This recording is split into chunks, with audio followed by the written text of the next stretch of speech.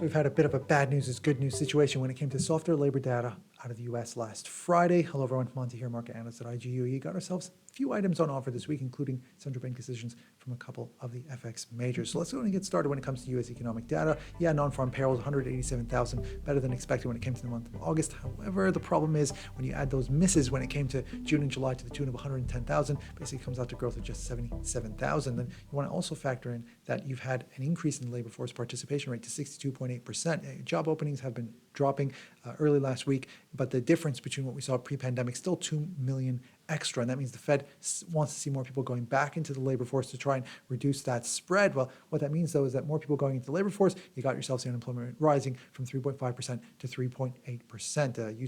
U6 underemployment from 6.7 to 7.1%. So misses when you factor in all of those items, and wage growth 0.2%, lighter than anticipated month on month, and year-on-year dropping from 4.4 to 4.3%, all in line in terms of what the Fed wants to see. Let's not forget Fed Chairman Powell at Jackson Hole talking about that if he doesn't see the tightness in the labor market easing, well, that means that there's going to have to be a response. And the fact that there is some easing occurring in the labor market, well, that means that now market pricing, courtesy of Refinitiv, no longer expecting a rate hike when it comes to November, and bringing forward the first rate cut from July to around May. It's about a coin toss when it comes to May, slightly in favor of a rate cut. So all of that means that we're pretty much past the peak in terms of Fed rate hikes for the time being. That's when it comes to the labor market. Of course, we're going to have to take our attention towards pricing data thereafter. But ISM employment component, by the way, also still in contracting territory, but it was better than expected, rising to 48.5. And looking at some of the other items, we did get some pricing data last Thursday. Month-on-month growth is 0.2%. This is for July, however.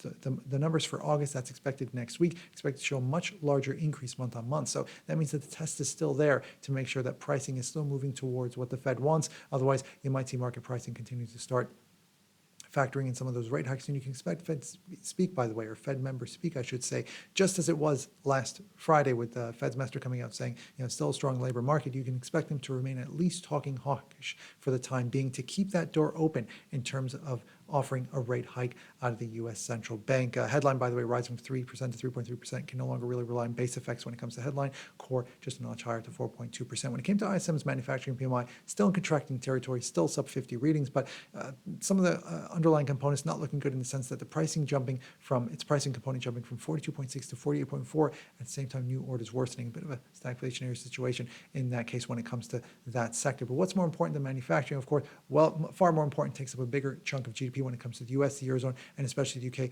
is when it comes to services. So when we take a look at the week ahead, U.S. holiday today, don't expect much in the sense that both stock and bond markets closed, but services PMIs on Tuesday for all save the U.S., and it's either bordering on, Eurozone and UK, it's in contraction, but for the U.S., not too far from it. So ISM and S&P Global pushed out a day because of today's holiday. In fact, the weekly readings, API's inventory data when it comes to oil, gas, and distillate, instead of tomorrow night, our time, it's going to be pushed out to Wednesday. EI's estimate on Wednesday pushed out to Thursday. That's because of the U.S. holiday today.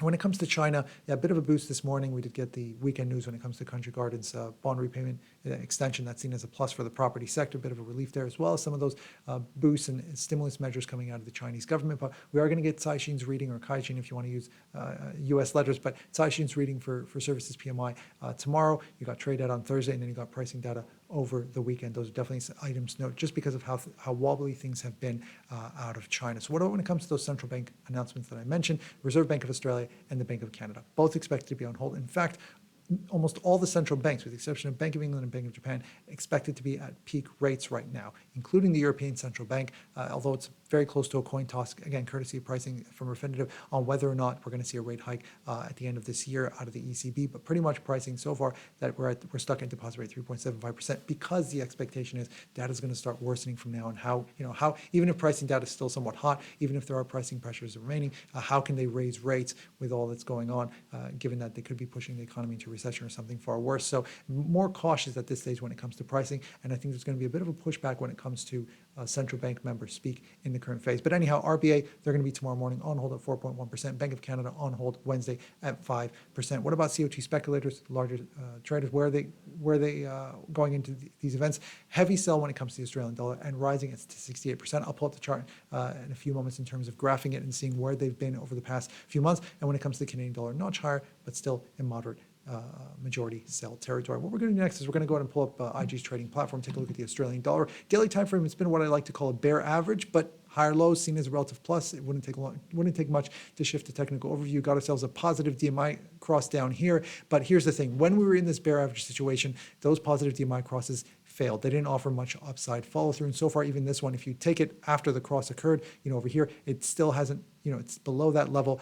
Did offer intraday, there was a bit of intraday follow through, but afterwards it's still a bit tested. And that's the case whenever you have a either bear trend or bear average situation. You can't really, those positive signals need a little bit more reinforcing before we can actually have a technical overview shift. But what I want to do afterwards is pull up this week's weekly market report. What I mentioned over here about the week ahead, that's all, everything is here and a whole lot more. But I'm going to go ahead and take a look at AUD USD, or the Australian dollar, where on the weekly time frame, it's been a bit more cautious. Yeah, you got a few technical boxes in the red, but generally seen as more cautious. It's going to need a little bit more to really reinforce that whole we're in for either a bear trend or bear average situation. Retail traders, by the way, they're also buying into the hopes that we might get lifts off of these lows just because they're holding extreme buy, 83% unchanged since the start of last week.